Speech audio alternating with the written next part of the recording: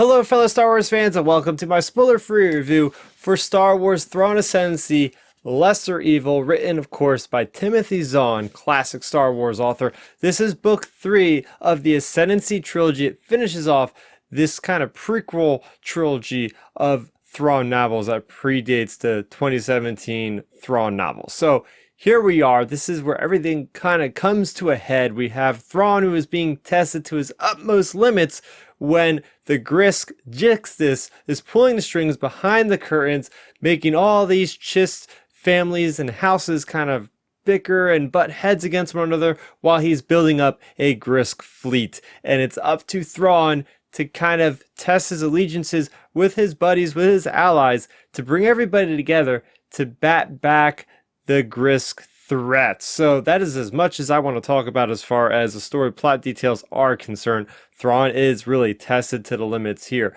What I will say, and what I've been saying about all of the Thrawn Ascendency books, is the world building is some of the best in Star Wars, period. We are, investigating this whole new area in the unknown regions, or as the Chiss like to call it, the chaos. You have these different houses, these different families. They all have rivalries. They all have alliances. It really reminds me sort of like Game of Thrones in space, as far as like, hey, people are backstabbing others, making deals like in little alleyways, stuff like that, where it's really interesting seeing the nuance in a Star Wars story the way we haven't seen it quite like this before. Plus, there's all these different aliens, from the Pakash to the Grisk to the Patatis to all these different characters. You have this character named the Magus, who is this Force sensitive. She refers to the Force as the Beyond. Then you have these Skywalkers of the Chiss, who are the navigators through the chaos. Without them, they wouldn't be able to navigate the ever twisting nether of the galaxy in that area, where they are Force sensitive. They're calling it the Third Sight.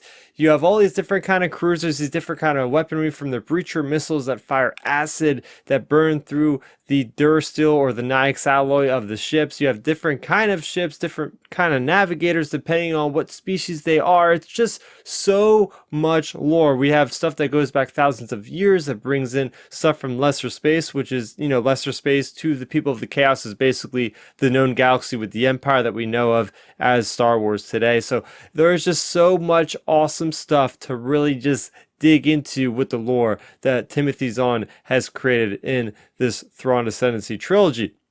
Space battles, as I was talking about, different kind of cruisers, patrol craft, whatnot. Timothy Zahn always does a great job with just kind of setting the scale, showing where the allies are, and giving us, enemies are, and giving us a really kind of edge of your seat sort of explanation of what is happening. It's easy to follow these battles. It's easy to understand what's going on. And of course, you have Thrawn, who is completely unpredictable, and it's just always so fun thinking, how is he going to get out of this? How is this enemy that is taunting him, how is he going to vanquish this enemy? So I really enjoyed the space battles in this. The politics, as I was saying, relating to the world building is just so great. It's refreshing to see Star Wars done in this way. And finally, the way that the Thrawn Ascendency trilogy connects to the other Thrawn novels that were written a couple of years ago, the ones that are kind of threading the Star Wars Rebels timeline.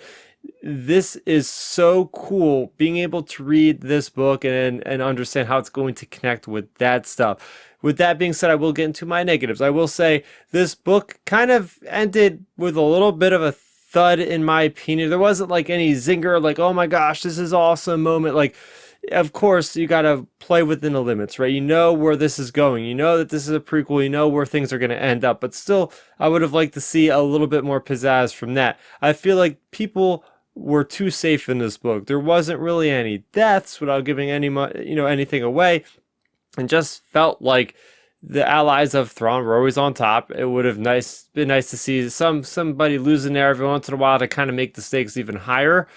The biggest problem I had with Lesser Evil are the memory chapters. And I understand, Timothy Zahn has done these with these other Ascendancy books, but I feel like these were the ones that just didn't hit me enough. So they're building up this relationship between this aristocrat guy named Thras, who is, a family with Thrawn. Not blood, but, they're part of the myth house. And he is supposed to be like that political ally of Thrawn. And that's another thing, right? Is we've seen that before with Eli Vanta, we've seen that before with Thalius, the other character. It's like we've seen how Thrawn always needs a political ally, and just it seems like it was done before. And that certainly that last memory chapter, while giving anything away, just seems like it jumped so far in the future, didn't have a lot of context, didn't even know what was going on, and then we never got another memory chapter after that. I understand like they were using these kind of memory chapters to build up the brotherhood that Thrawn would have with Thras and maybe give him a little bit more humanity.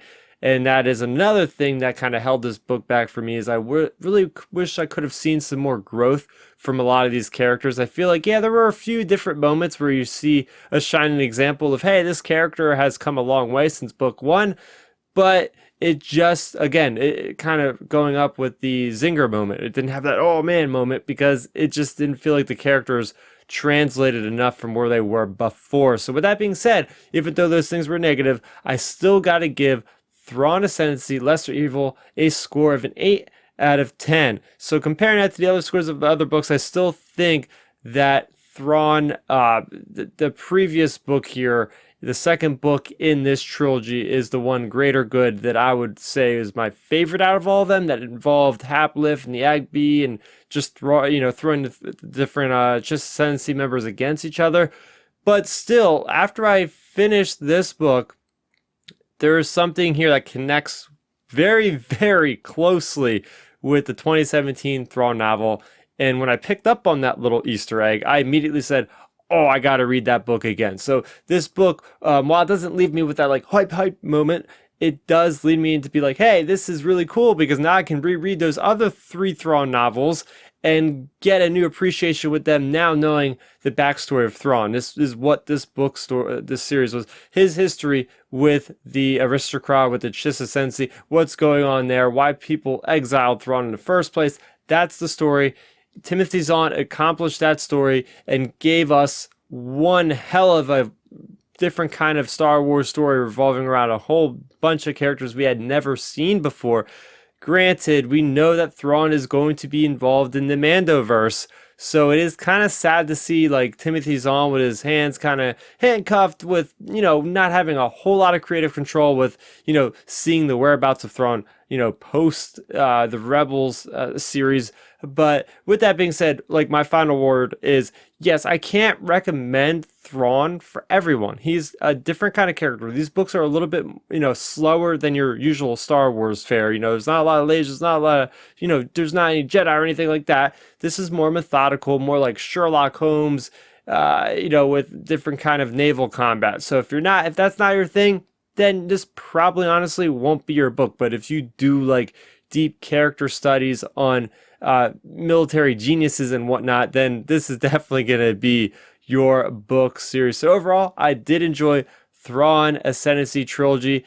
We don't get many new trilogies in the canon. We have the Alphabet trilogy, we have the Aftermath trilogy. I'm going to kind of rate it maybe let's say I'm going to do this right off the hip, shoot right off the hip here. I'm going to go with the Thrawn Ascendancy trilogy is maybe the second one. I like I think I like Alphabet Squadron the most, and Aftermath last. So third is Aftermath, second is Thrawn, and first is Alphabet Squadron. And keep in mind, I can change these rankings at any given time, but I want to hear what you guys have to think about the Thrawn Ascendancy trilogy. Specifically, what did you think of the book, the final book in the trilogy, Lesser Evil? Let me know in the comment section down below. For more on Star Wars and Thrawn, you can go ahead and subscribe to the channel, where I have other videos relating to Thrawn and the novels. So make sure you go ahead and hit that subscribe button. Also, if you like what I had to say here, I have a weekly Star Wars podcast called Star Wars, or just called Outer Rim Transmission.